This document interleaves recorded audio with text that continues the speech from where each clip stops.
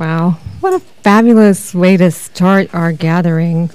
I so love our musicians and all that you do for us. Good morning.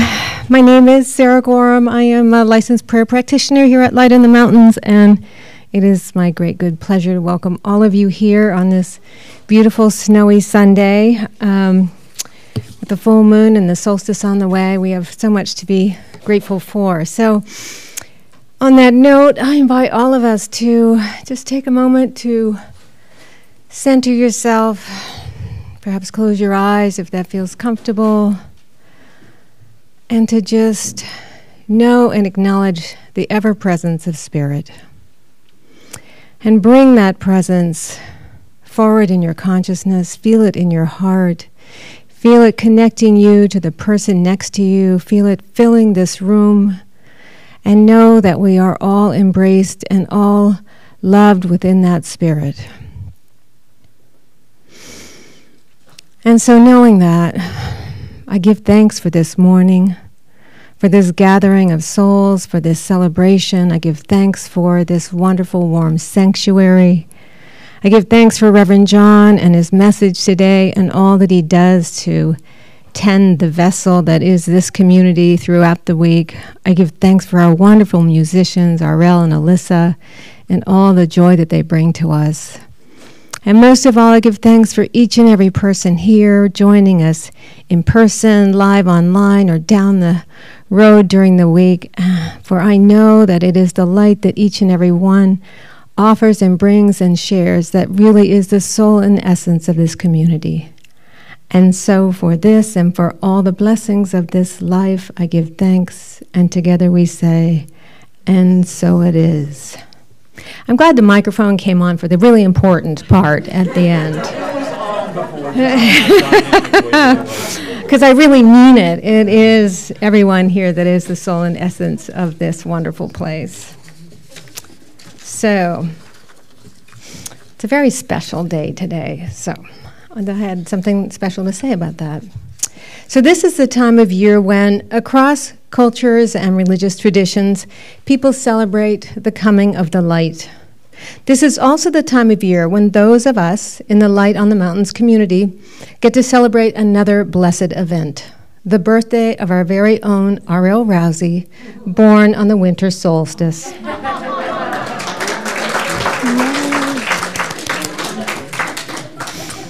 Appropriately enough for someone born on that day, when I think of R.L., I often think of Jesus' admonition not to hide our light under a bushel.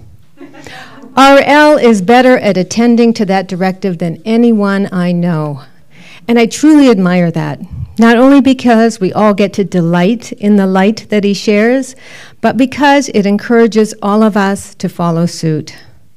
R.L. attends to sharing his light like it's his job. And it is his job, and it is the job of every one of us. Sadly, it appears that often most of us aren't aware of that, or we've forgotten, or we think we're too puny and our light too feeble, not worth anything to anyone, so why bother? And, we're kind of busy anyway. And so we play small and keep our light under wraps, and the world is less radiant because we do. One of my favorite R.L.isms is this: when you share your light, there is more light in the world. In other words, it's not so much about us individually, though it is, but about what we can do collectively. I mean, who do we think is going to light up the world, if not all of us? If we think our joy, our wonder, our creative expression, and our unique voice matter only to each of us personally, we might want to think again. We might want to remember just how inextricably interconnected and interdependent we are, woven together within the oneness of the infinite. There's one other thing I would like to say about R.L. and how he shares his light. R.L. is naturally a very sunny guy, and is naturally inclined to see the glass not just as half full, but to know it as overflowing. But he is also very adept at demonstrating that speaking aloud one's doubts and fears deflates their power to diminish or contract us. He has shown us over and over that he is willing to share not just his joy and wonder and his radical love and acceptance, but also his doubts and missteps and grief. And make no mistake, that is also sharing of one's light. For it is an invitation to journey together and to acknowledge the way in which our burdens are lightened when we share them.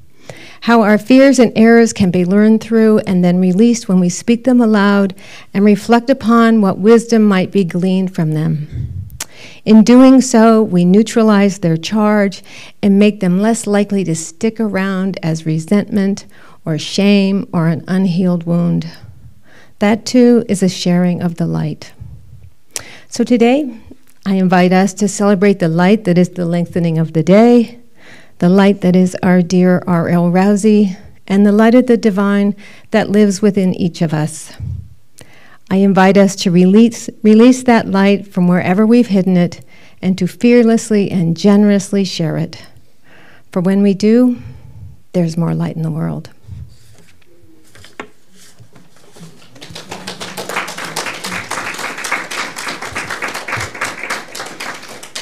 Isn't he amazing? Yeah. And now we get to say our affirmation together. Marcia reads it once and then has everybody read it together so the people at home can kind of hear it once. So I'm going to do what she did. So I'm going to read it now, and then we'll read it together. I surrender the past as I open to the possibility that exists in the present moment. And now together. I surrender the past as I open to the possibility that exists in the present moment. And now, Mr. Special. Oh, gee.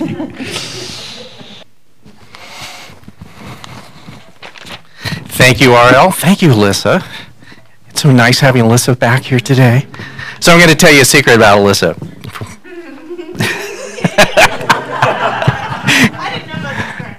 I didn't know about the other part either. I know. Well, it's funny, isn't that like that low road part of us is like, really? What are you going to tell me?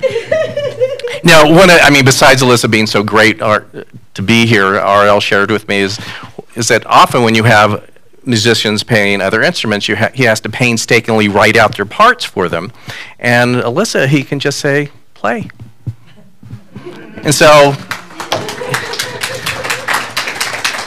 that's amazing, and it says a lot. So thank you. It's part of our Christmas present. So, Sarah made a reference to a New Testament passage that if you weren't raised in some form of Christianity, you're probably not really clear on, or you might have kind of heard of it, almost like playing telephone. You hear someone tells you this and this, but just want to talk about that reference, hiding your light under a bushel.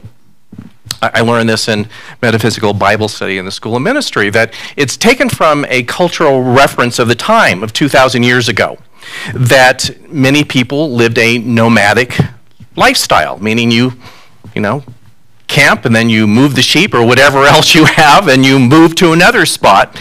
And that, of course, at night, as you are camping, a commodity that's very valuable is light. And that you may have, depending on your personal finances, enough oil for a lantern or light, and that it was considered good form to set that light out for everyone. Because even though you might be able to afford oil this week, you might not be able to afford it next week. So it was about sharing with the community as opposed to don't hide it in your tent or underneath a bushel and hoard it.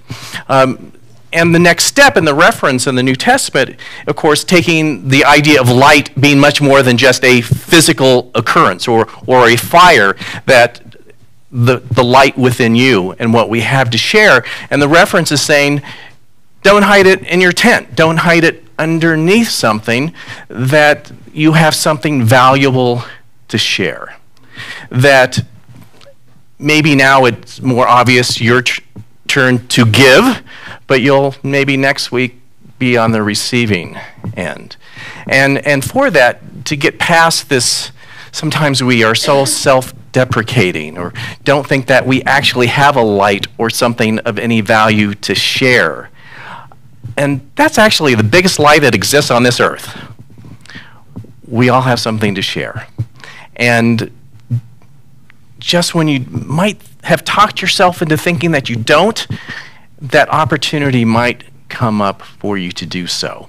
And of course, then in our ego mind, we think that, well, sharing it is this huge thing that is world-renowned and known, and sometimes it is just being kind at the post office. I mean, it's as simple as that.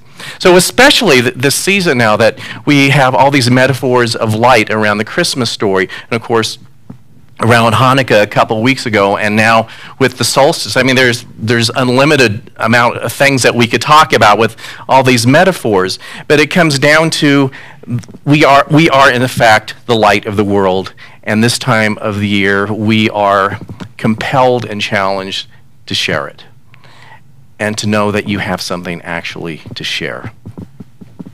And I can't think of a better time in history to step up and do it. This month, with the Christmas story, we talk a lot about the different metaphors of journeys. And of course, the journeys and how they come and relate to our own journeys. But there's something very safe about talking about a story that happened thousands of years ago. We know how it ends. We know that even though there was drama with it, or any other story that we tell over and over in our families again, we tell of the drama and how it almost didn't go well, but then it did. But as we are in the middle of our journeys and stories, we don't have that luxury. We don't know how it's going to end. We don't know what unexpected things are going to show up that are just going to blow us away and not a really good way for a while. And that is really the journey we've been on for the last couple of years. It's a journey that I think we're also weary of. And in our ego minds, we have an idea of how it should end, or I would like it to end. And it has its own narrative that none of us can, I think, really control. There's larger things here. So I think the metaphors that we look at this time of year to truly take them in and to know that we are on a frustrating journey that we are so tired of. We want it to be over. But for whatever reason, even though we're done with it, it's not done with us. So there can't be any better time to say that as down I might be at some moments, what is the light that I have to share? How can one conversation I talk about the last few weeks is how do we elevate our conversation and our consciousness to not get into the dregs of some of this silly things we talk about sometimes in this crazy journey that we are on. How can you, when in the midst of maybe saying or doing something that you know that you really shouldn't do, how can you say that it's time to show my light? I mean, even in a moment that you feel that your light is barely a pilot light in the fireplace, that how can I turn on the switch and step up? And this is the time of year that we've got the metaphors to show us, yes, it's time to step up and do that. And know that it's beyond Christmas and New Year's, we're on this journey, and it will end. I just don't know when. And it's our job to do what we need to do. And I was really touched by a story that I think falls into line with this. And again, this metaphor of you're following a star. What star are you following? Are you deluding yourselves? Are you switching stars? And if you noticed, last week I noticed our star fell down. And I purposely didn't correct it. Not only I also didn't want to get up on a ladder this week. But part of me, I thought, the journey we're on is so crazy and unpredictable. That's kind of the metaphor for it. The star won't even stay up. So I kind of think it should stay there for the rest of the season to remind us that we can't it's just not going to be pretty the way it's always been. It's a way we just don't want it to be, and we're going to do it anyway. We're going to follow whatever that star is and that light is, and the light from within us anyway, even if it looks like that.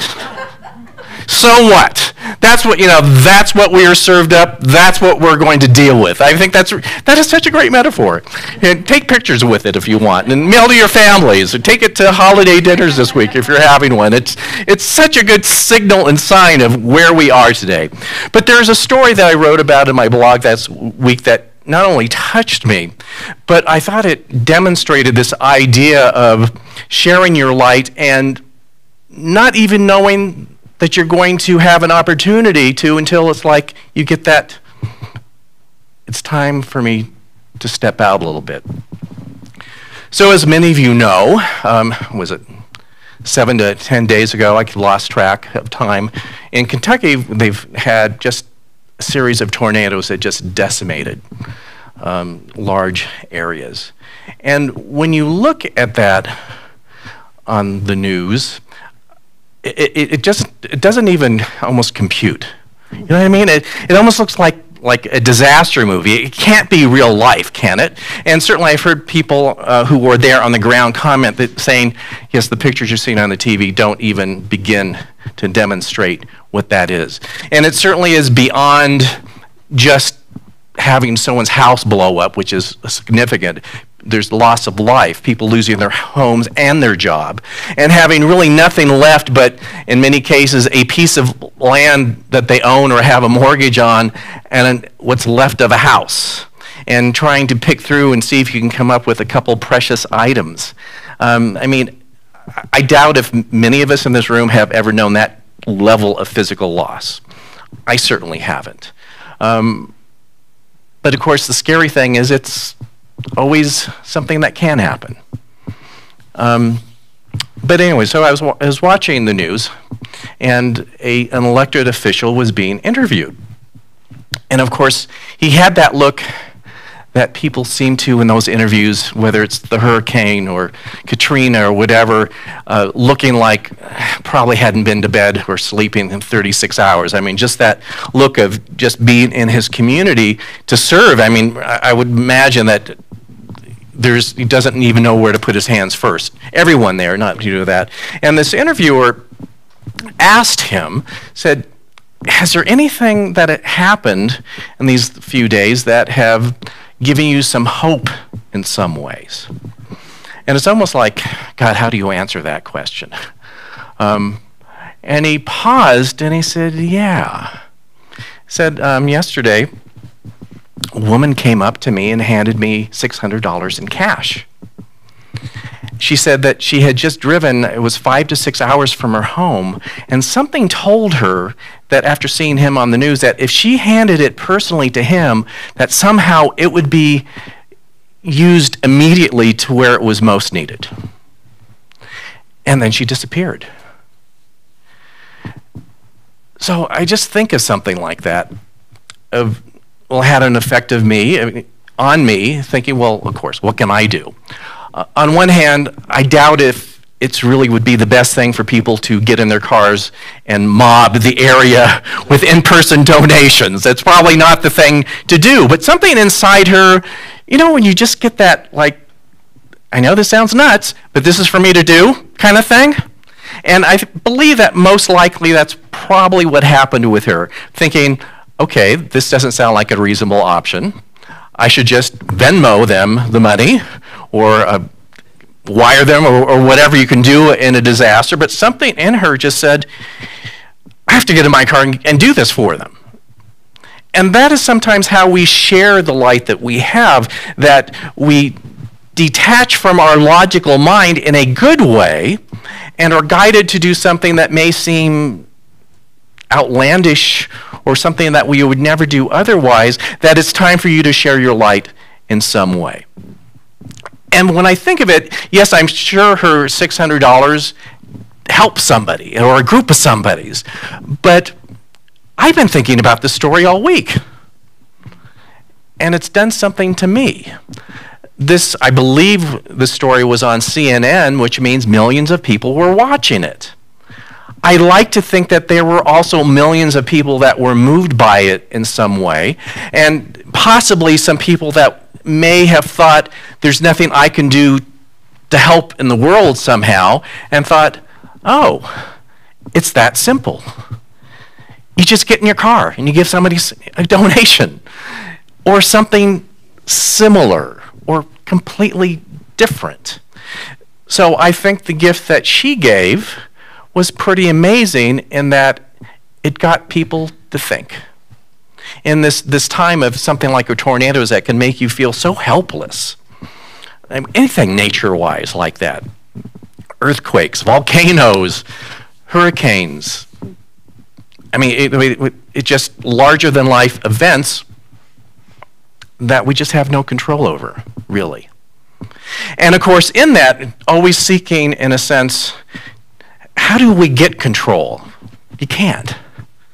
How do we justify it? Or the thing, why do bad things happen to good people? I don't know. Some people, the thing as humans, we want to come up with the answer, don't we? We're inquiring minds and we want to know, why did this happen? And of course, we come up with ideas. And in years past, it would be, God's mad at you. Or if you're more Eastern philosophy, it must be your karma. You must have done something mean in 2 lives ago or something like that. And I think it's because we need to make up an answer. But here's what I think that's about, in a sense. It doesn't matter why it happened. What matters is that you witnessed it and register that you have to do something about it.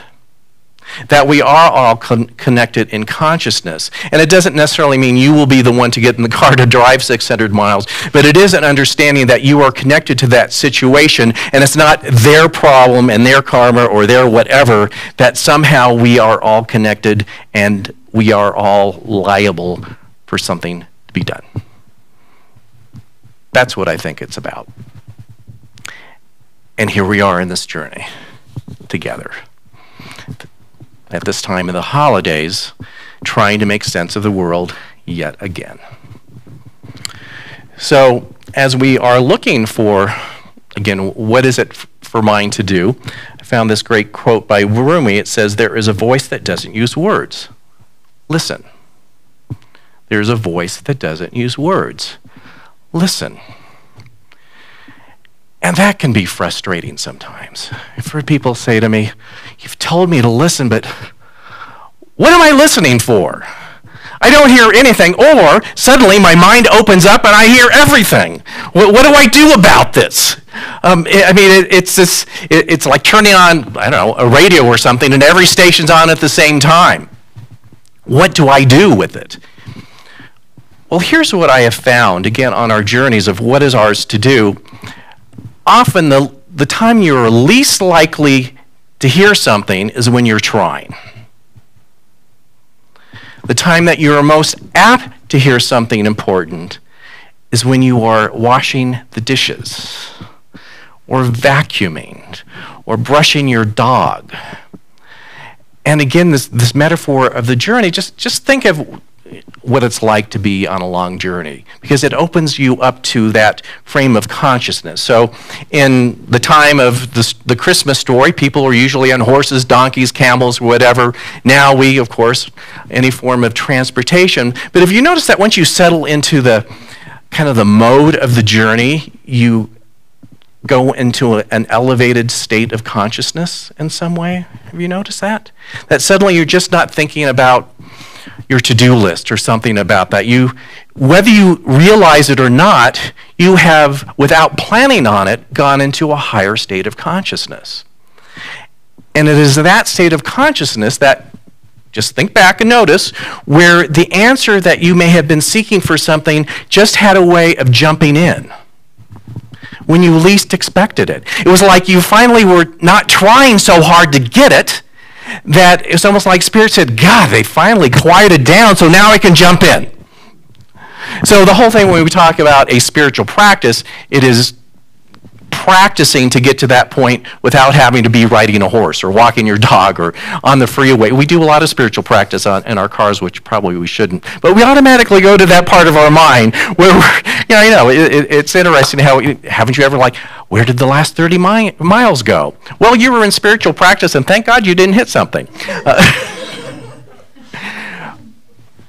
But in that, the metaphor of the journey, that is the state of consciousness that we are seeking to bring on more naturally. What is mine to do? Where is it for me to share my light? And how can I get out of the way? That's a big one. How can I get out of the way? Have a quote that I got from say, believe it or not, Facebook, and one of my colleagues. So, it's funny how a lot of people say negative things about social media and Facebook, but when most of your quote-unquote friends are your colleagues in ministry, it's an amazing thing, actually. It's amazing what shows up. I guess if you're a teenager, other things show up.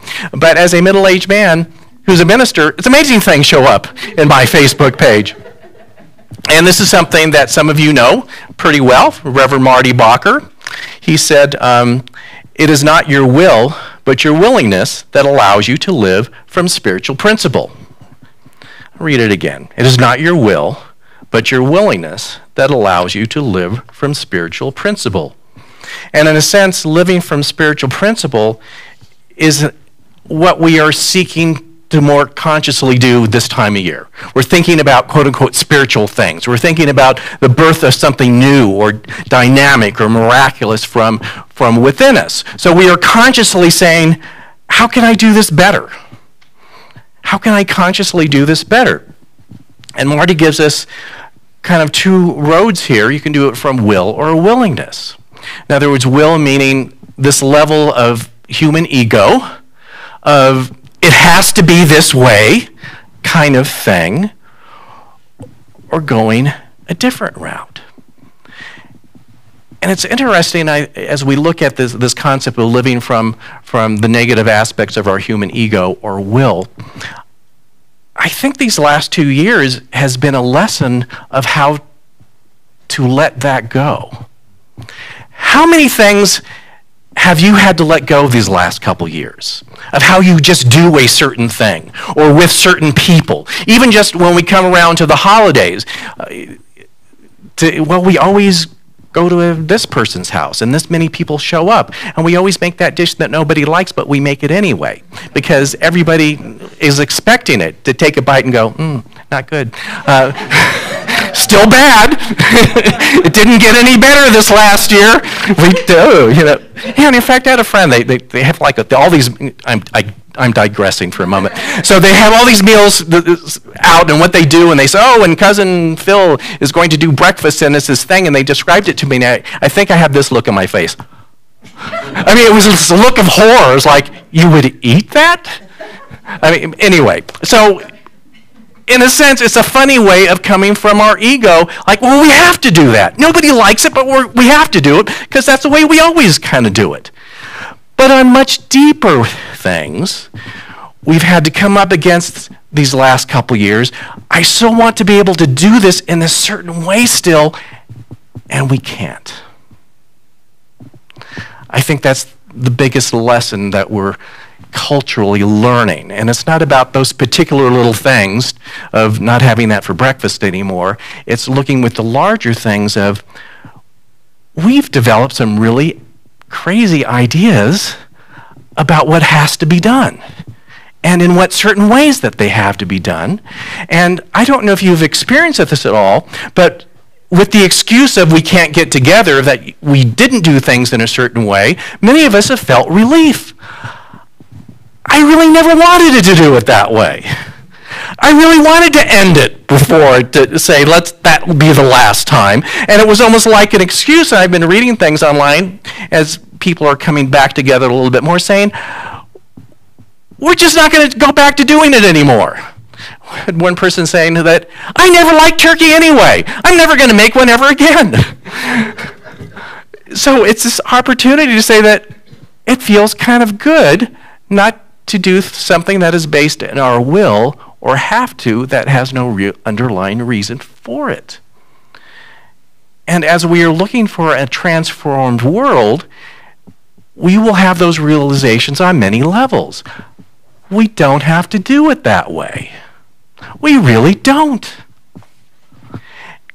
And as we separate ourselves from that way of being, we can go into the way of being of willingness, from willful to willingness. What does that mean? It means I'm on board and I'm okay if it looks in a way that I haven't even imagined. And even look at the way that you might approach intention or prayer. I don't know about you, but I was often taught in intention and prayer that you're supposed to get a really concrete idea of what something's supposed to look like. That, that like shoots your trajectory here. It has to look like this.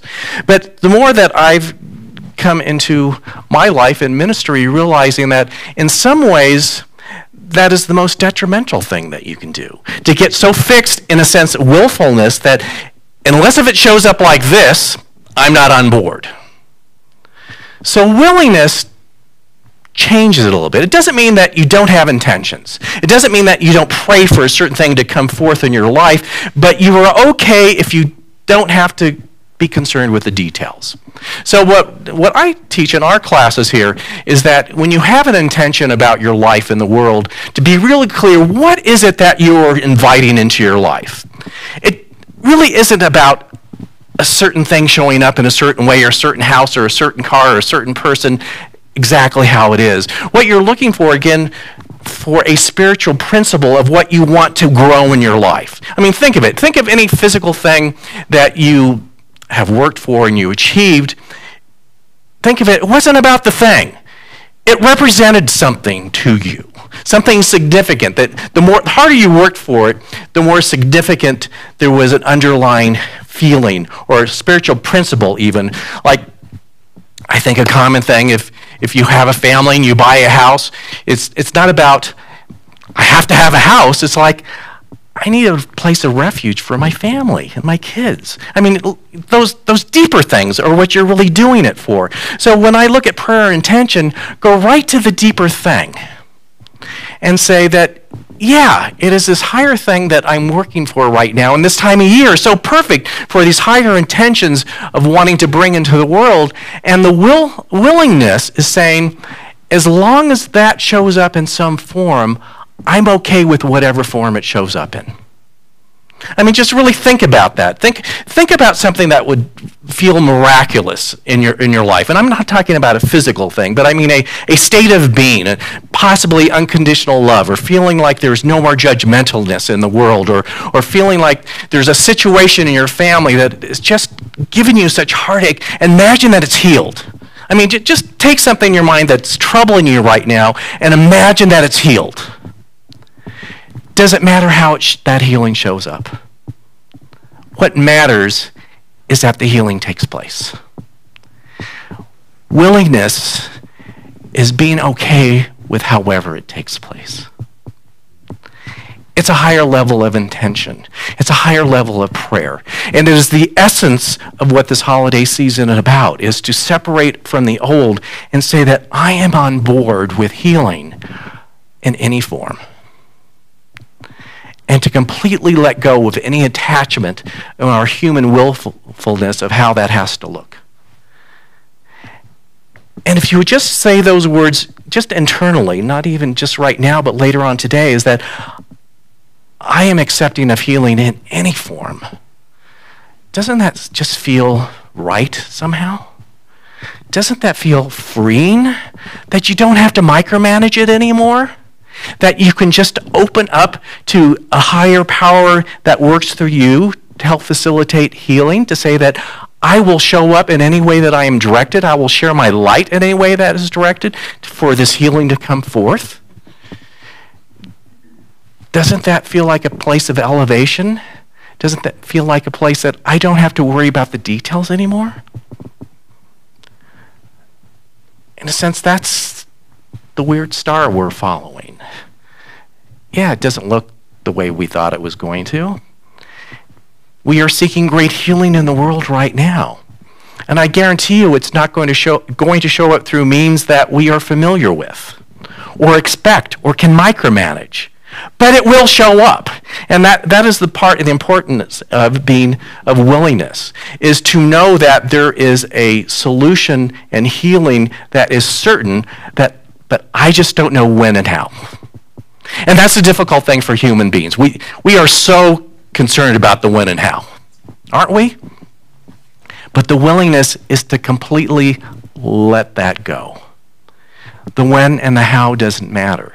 The thing is to just stay on board in that higher consciousness. And again, especially today, because it's so easy to go to that, that lower room, so to speak. It's so easy to make a fight about Mass the most important thing that we can talk about today. It's like, who cares? are greater healings for us to put our energy towards. And that's what will get us out of this world predicament, is a critical mass of us willing to embrace and be embraced by healing in any form at any time. And to be part of that healing as we are called to share our light. And as we do that, we will see the world change. But just keep in mind the guarantee. It will happen. One of the biggest gifts you can give to the world right now is to know that it will and that it is in process. That it actually in the mind of God exists already. And that you're allowing it to come forth by your faith and belief. Let's not allow ourselves to be brought down in the things of, oh, it'll never happen, it'll never come together, people will never talk. Stand forward for a different type of healing. So this time of year is a time of year that we can think about it more intently. But the real gift is that you still have that same level of passion January 2nd and 3rd, and next March, and next summer, that if things haven't happened quite as we had hoped, that we stay impassioned with being open to healing in any way, any form, at any time. So, Merry Christmas. Let's go within.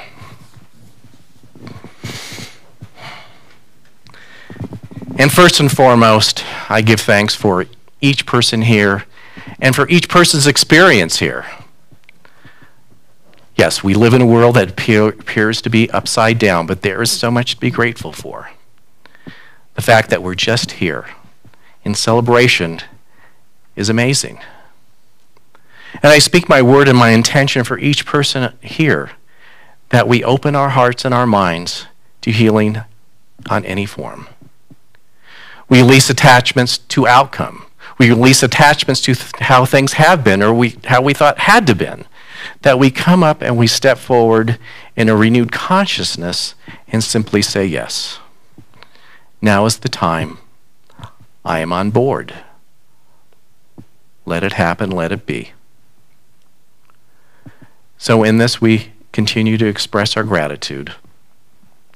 And we take this energetic of anything is possible and that we are part of it, and we release it with the energy of it into the universe, into our community, into the world. And know that when we truly let something go and truly release it, that is the moment that miracles happen. So we let it go. And so it is.